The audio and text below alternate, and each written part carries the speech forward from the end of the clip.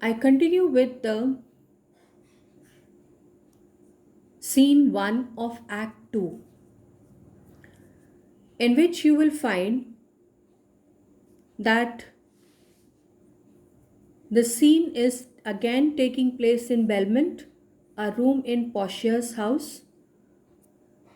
There is Prince of Morocco who enters the scene with his train, that means with his attendants.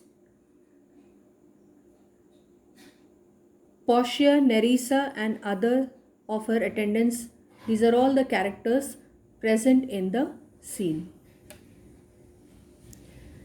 Morocco is a dark complexion person. He has come to Belmont to try his luck by making the choice of the casket.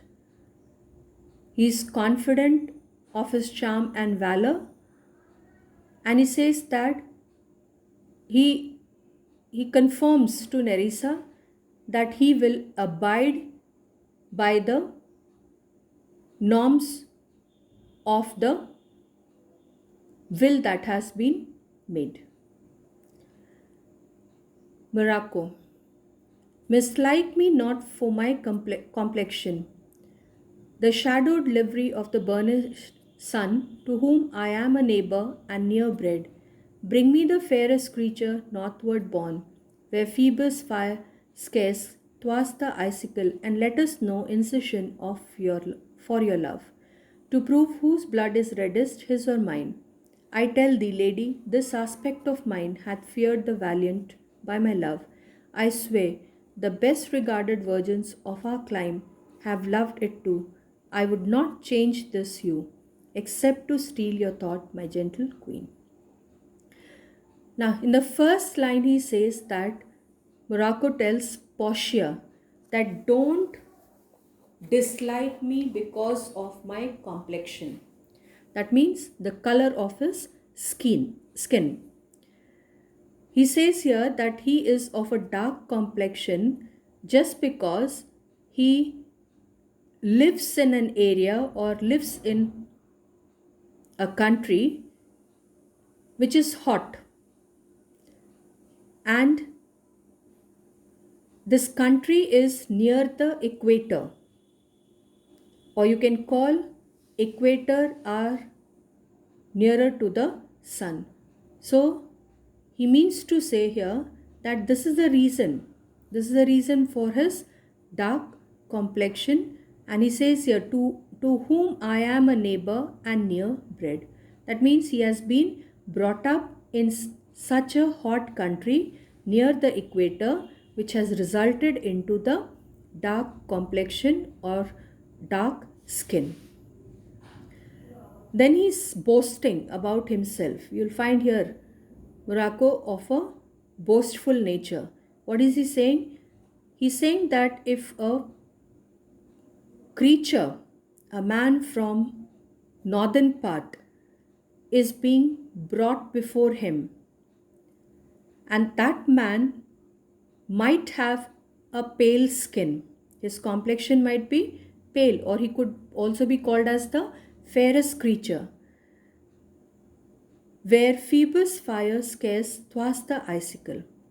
Now, Phoebus is the classical sun god, and because of the fire of the sun god, what happens? The twas, the icicles are the long pointed spikes of ice, and let us make incision for your love. So it is being told over here that he is making a reference to the fair northern prince and himself. And when he is making a reference to the fair northern prince and himself, he is trying to tell that let the skin be cut or the vein be cut. Why? To prove whose blood is reddest. So if you take into account everybody's blood is red, but you have to keep in mind the old belief, the Elizabethan belief. What did they believe? That the most courageous man had the reddest blood. while a coward had a pale colored blood. So this was the belief of the Elizabethans, or this was the old belief which is being referred over here. Then he says here, hath feared the valiant. That means he has frightened the brave. By my love, I swear, the best regarded virgins of our clime have loved it too. So here he means to say that the what he swears, the best regarded virgins, that means the best respected virgins of our clime, that means of our country, have loved it too. So he has frightened the brave. This was appreciated and loved by the respected virgins of the country. I would not change this hue. Hue means color. He says here he is not going to change his color except to steal your thoughts. Steal your thoughts means win your affections, my gentle queen. So he means to say here that he is not going to change his color or his complexion except to win the affection of Portia.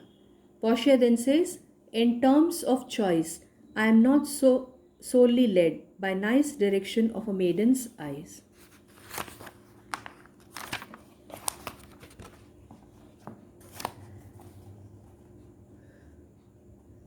Besides, the lottery of my destiny bars me the right of voluntary choosing. But if my father had not scanted me and hedged me by his wit to yield myself his wife, who wins me by that means, I told you, yourself, renowned prince, then stood as fair as any comer I have looked on yet for my affection. Now, in these lines, Portia wants to say that her destiny or her fate depends on luck. Depends on luck. And it's also told that she is not having the freedom to accept or to reject. Why? Because of the will of her father. So the will of her father has deprived her. Portia's father's will has deprived Portia of the freedom and bound me by his wit. So she is bound by the wit of her father. So because of which she is unable to select or reject anyone of her choice. Then then she says here, yourself, renowned prince, then stood as fair as any comer. So yourself, she's making a reference to Prince of Morocco. She considers him to be a renowned prince. Then stood as fair. Fair over here refers to fair skinned or good fair skinned as any comer I have looked on yet. So she means to say about the renowned prince who is good enough as any comer I have looked on yet for my affection. Then Morocco says, even for that I thank you. Therefore I pray you, lead me to the casket to try the fortune.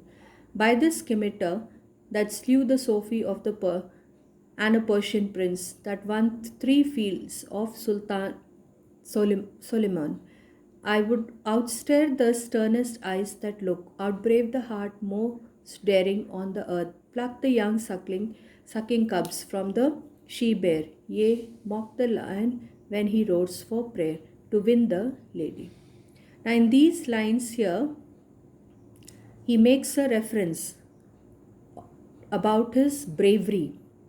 What is he trying to say in these lines? He's trying to say in these lines that with the help of scimitar is the short curved sword.